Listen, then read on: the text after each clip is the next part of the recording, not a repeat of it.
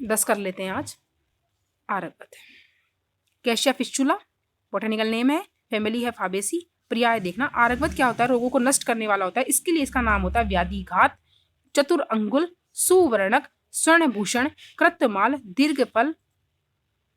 बड़ा फल होता है ना, मतलब फली सी लगती है इसकी, इसलिए इसका नाम है दीर्घ फल।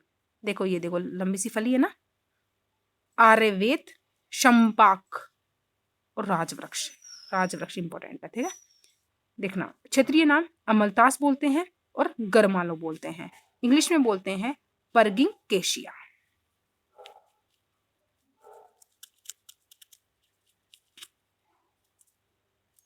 नेक्स्ट है स्वरूप। मध्यम आकार के वृक्ष जिनके धूसर वर्ण की कांड और तक होती है, फली जो होती है इसकी 1 फीट लंबी होती है, और मतलब ये वाइवा में रखा जाता है। अमलतास की जो फली होती है ना वो वाइवा में रहती है, पहचानने में आनी, मतलब पहचानने के लिए। तथा 1 इंच व्यास की लंबी और बेलनाकार होती है, लंबी होती है बेलनाकार होती है।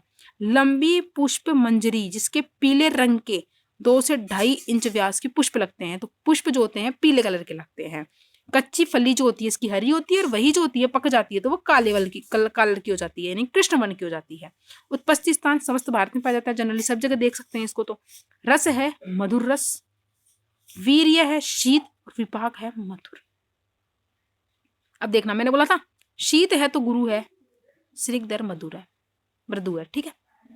अब देखना कर्म और आमेय प्रयोग देखते हैं। सर्वश्रेष्ठ मृदु विरेचक होता है, वात पित्त को शमन करने वाला, और कफ पित्त का संशोधक होता है। शोथहर, वेदना स्थापन आदि वात व्याधियों में उत्तम होता है। वात व्याधियों में इसकी फल मज्जा का और पत्तों का लेप करते हैं वात व्याधि में। अनुलोमन कर्म करता है, और सनसन होने से विबंध उदावर्त में उपयोगी होता है। सनसन का मतलब एक तरह से विरेचन ले सकते हैं, इसलिए इसमें क्या होगा, उदावर्त में क्या होती है अपान वायु की दृष्टि, तो अनुलोमन क्या होता है अपान वायु की दृष्टि को ठीक करना ही तो होता है, यानी कि वापस से उसको वायु जो रुक गई है उसको नीचे की ओर प्रवृत्त करवाना क्या होता है, अनुलोमन होता है, तो उदावर्त में उपयोगी होता है। यकृत, शोथ तथा कामला में भी इसका प्रयोग करते हैं। कुष्ठ और कंडू में इसके पत्र का लेप करते हैं, कुष्ठ में और कंडू होने पर। ज्वर में बहुत लाभदायक होता है। ब्लैक वाटर फीवर की इसको ड्रग ऑफ चॉइस माना जाता है, जो ब्लैक वाटर फीवर के नाम से एक फीवर आता है इसके लिए इसको ड्रग ऑफ चॉइस माना जाता है। अमलतास की मूल को 10 ग्राम की मात्रा में लेकर अगर 200 ml पानी मिलाकर उसको उबालते हैं और पकाते हैं, और जब पानी चौथाई बचा रह जाता है तो उसको छान लिया जाता है, एक तरह से क्वाथ बनाया हमने, और इसको 1-1 चम्मच की मात्रा में दिन में 3 बार सेवन करने से गले के अंदर जो सूजन होती है, जो इन्फ्लामेशन होती है, जो दर्द होता है, और टॉन्सिल अगर हो गए हैं तो उसमें आराम मिलता है। पेड़ की त्वक के काढ़े से, उसकी जो छाल होती है उसके काढ़े से गरारा करने पर, अमल जो पढ़ रहे हैं अमलतास, उसकी जो त्वचा होती है उससे छाल जो होती है उससे गरारा करते हैं, तो उसका काढ़ा बना के गरारा करते हैं, तो उससे गले की दाह, जलन और ग्रंथि शोथ, और गले की नली का जो शोथ होता है वो ठीक हो जाता है। बिच्छू का विष, अमलतास के बीजों को पानी में पीसकर बिच्छू वाले दंश स्थान पर लगाने से इसके बीजों को कष्ट दूर हो जाता है। उदरशूल, ये बिच्छू वगैरह का विष सब पढ़ लोगे आप, नेक्स्ट ईयर फॉरेंसिक में है सब। उदरशूल, अमलतास के बीजों को अमलतास के बीजों की जो गिरी होती है उसको पानी में घिसकर नाभि के आसपास अगर लगाते हैं, लगाने से उदर दर्द और गैस की तकलीफ जो होती है उसमें आराम मिल जाता है। त्वचा रोगों में देखना, अमलतास के पत्तों को सिरके में पीसकर बनाए लेप को, सिरके में पीसकर जो लेप बना है उसको चर्म यानी दाद आदि जो खाज, खुजली, फोड़े, फुंसी पर लगाते हैं, जो स्किन डिसऑर्डर होते हैं इनमें रिलीफ मिलता है। यह प्रयोग कम से कम 3 हफ्ते तक अवश्य करना है। अमलतास के पंचांग, पत्ते, त्वक, फूल, बीज और मूल, इनको सबको समान मात्रा में लेना है, पानी के साथ पीसना है, लेप बनाना है, और इस लेप को त्वचा संबंधी रोगों में लाभ मिलता है।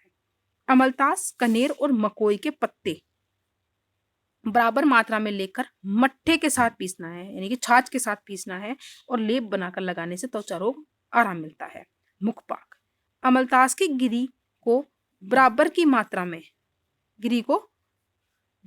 मात्रा में धनिये के साथ पीसना है, जितना धनिया उसकी इतना अमलतास की गिरी लेनी है और पीसना है। उसके बाद चुटकी भर कत्था मिलाकर तैयार चूर्ण की आधा चम्मच मात्रा 2-3 बार सूंघने से मुंह के छालों में चूसने से सॉरी चूसते हैं तो उससे क्या होता है, मुंह के छालों में जो मुंह पक जाता है उसमें आराम मिलता है। फल मज्जा जो होती है अमलतास की, उसको धनिये के साथ पीसकर थोड़ा सा कत्था मिलाया, ठीक है, और मुख में रखने से, केवल गूदे को मुख में रखने से मुखपाक रोग दूर हो जाता है। या तो इनको रख लो, इसके धनिये में पीसकर इसको कत्था मिलाकर मुंह में रख लो, या फिर इसको केवल इसका गूदा ही रख लो। विशिष्ट योग आरक बता दी तेल और आदक बता दी रिष्ट।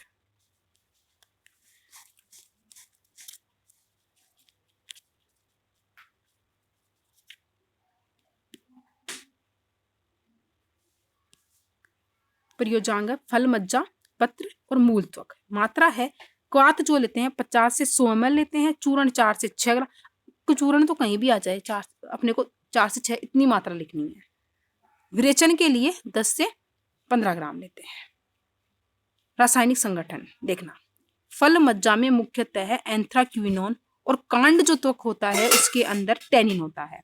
संग्रह विधि, पके फल जो होते हैं अमलतास को, उसको 7 दिन तक बालू में गाड़ कर रखने, उसके बाद में उसको धूप में लगाकर सुखाना है और उसके बाद में उसकी फल मज्जा निकालनी है और पात्र में रखना है। फाल मज्जा का फल, उसकी जो फल मज्जा होती है अमलतासी, उसी का हिम या फांड के रूप में हमें प्रयोग करना है। आज के लिए इतना ही करते हैं।